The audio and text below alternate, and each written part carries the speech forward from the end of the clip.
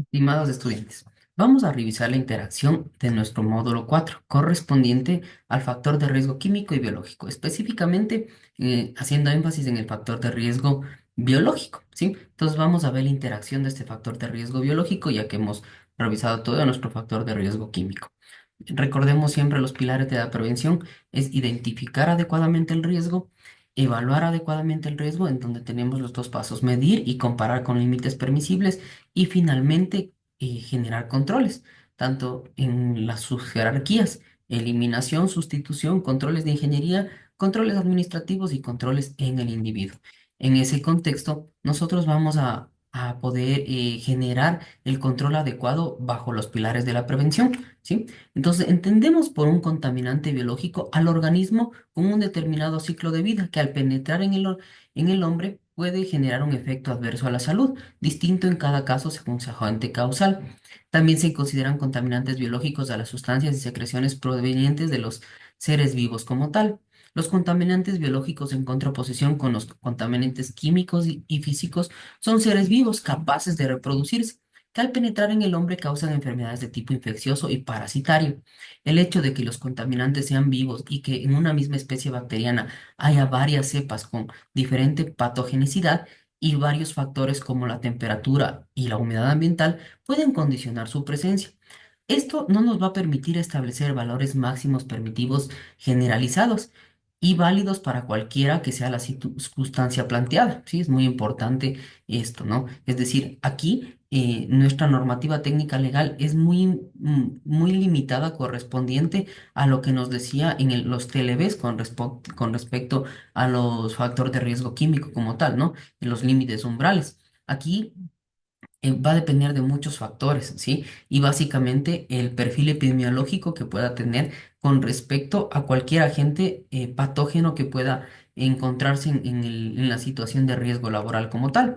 Los ejemplos son virus como el virus de la rabia, el virus de la hepatitis, el virus de la inmunodeficiencia humana, también denominado SIDA, en bacterias tétanos, volutismo, tuberculosis, salmoniosis, legionela, en protozoos, tomoprotazosis, en hongos, cándida, en parásitos tena y ácaros como tal, ¿sí?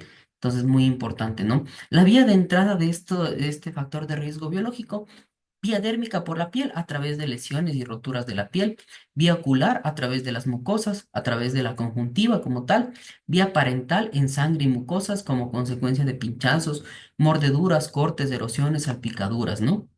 Vía digestiva por ingestión accidental al pipetear con la boca, al comer, al fumar o en lugares de trabajo. Y vía respiratoria por inhalación, la inhalación de aerosoles en el medio ambiente de trabajo que son producidos por centrifugación de muestras, agitación de tubos, aspiración de secreciones, tos, estornudos, ¿sí? Siendo de todas ellas la vía respiratoria la de mayor probabilidad del ingreso del agente biológico hacia el organismo. Dentro de los efectos, nosotros tenemos infecciones causadas por virus, bacterias o parásitos, envenenamiento, efectos tóxicos por endotoxinas, micotoxinas, alergias desencadenadas por la exposición a polvos orgánicos de mohos, enzimas o ácaros debido a la reacción de los antígenos como tal, ¿sí?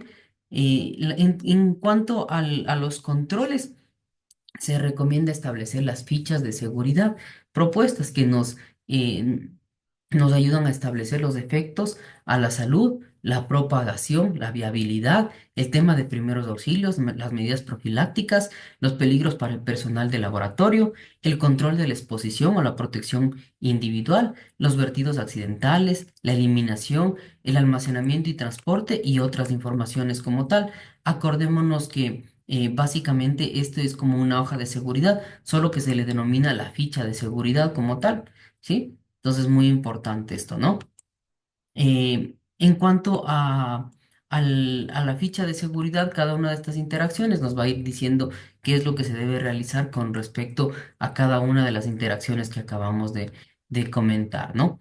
Em, Dentro de la identificación y la evaluación de riesgos, es importante identificar uno o más riesgos relacionados con la exposición al agente biológico. Si es fácil identificarlo, la sustitución del agente biológico y la evaluación como tal.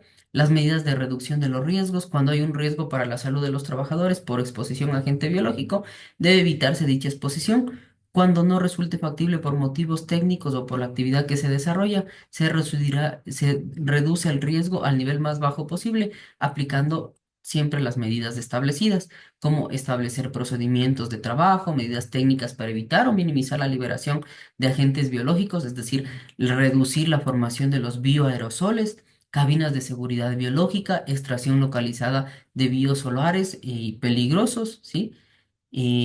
Las operaciones consideradas como especiales de alto riesgo por ser generada por bioaerosoles son el pipeteo, aperturas de recipiente flameando en asas, agitación, trituración, centrifugación de muestras biológicas y recolección de tejidos infectados como tal. Reducción al mínimo de los posibles números de trabajadores expuestos, utilización de medidas de higiene que eviten o dificulten la dispersión del agente biológico fuera del lugar de trabajo. Y ahí sí ya empezamos con respecto a las barreras químicas que podamos generar para esta reducción del riesgo, ¿no? En desinfectantes como el hipoclorito de sodio, en biocidas como la limpieza de conductores de aire como tal, ¿no? Esterilización y desinfección, preferiblemente debemos utilizar un solo material. Si es posible, los objetos deben esterilizarse entre diferentes usos.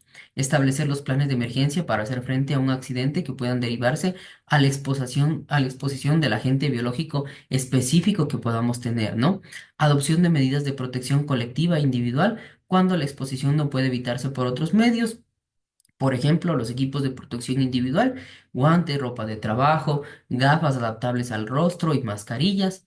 En cuanto a las barreras físicas, ya con respecto a la protección individual, batas, equipo de protección personal específico, mascarillas y guantes, la utilización de una señal de peligro biológico, así como de otras señales pertinentes, la señalización de muestras biológicas de limitación. En los laboratorios es muy importante contar con los programas de 6S, eliminación adecuada de los residuos, medidas higiénicas, prohibir que los trabajadores coman o beben o fuman dentro de las zonas de trabajo donde existe riesgo.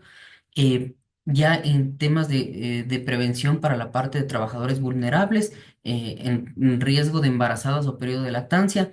Todos los trabajadores embarazados o en periodo de lactancia constituyen un grupo especial que se denomina la vulnerabilidad. Frente a la acción de agentes biológicos, por efecto directo de algunos agentes, pueden ejercer sobre ellas o sobre el feto porque la circunstancia debe ser contemplada como un riesgo adicional para el empresario y la obligación es identificar y evaluar los riesgos de la misma, ¿no?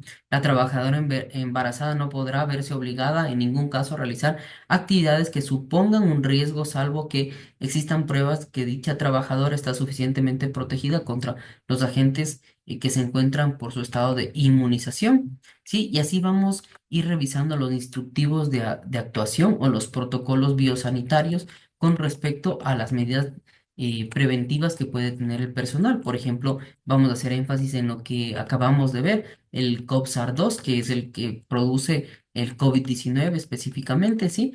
Entonces, dentro de las fichas de seguridad se van a evaluar los riesgos como tal, en el cual nos van a permitir generar el nombre del agente biológico, los sinónimos, el grupo de riesgo, los reservorios del lugar, las formas de dispersión, la cantidad y la concentración del agente biológico en el ambiente laboral, los perfiles de epidemiología, el tema de infección, los huéspedes, las vías de exposición y las vías de entrada hacia el organismo, las dosis infectiva mínima, la producción de toxinas, los efectos alérgicos y sensibilizantes, eh, las condiciones de trabajo en cuanto a los factores de riesgo como tal, ¿sí? Que nos van a permitir a nosotros generar los criterios de valoración con respecto a lo que puedo yo establecer, ¿no? Y los esquemas de valoración o evaluación del riesgo como tal.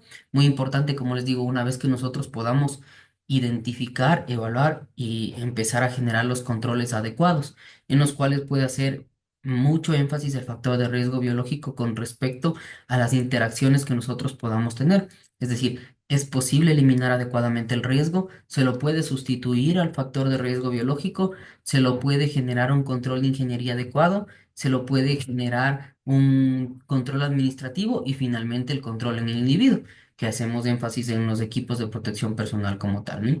Toda esta interacción es importante que nosotros la vayamos generando con respecto a lo que vamos a revisar en nuestro módulo 4, haciendo el cierre del factor de riesgo químico y biológico como tal, ¿no? Eso sería, entonces les invito a revisar el material de estudio para poder continuar con nuestro módulo como tal.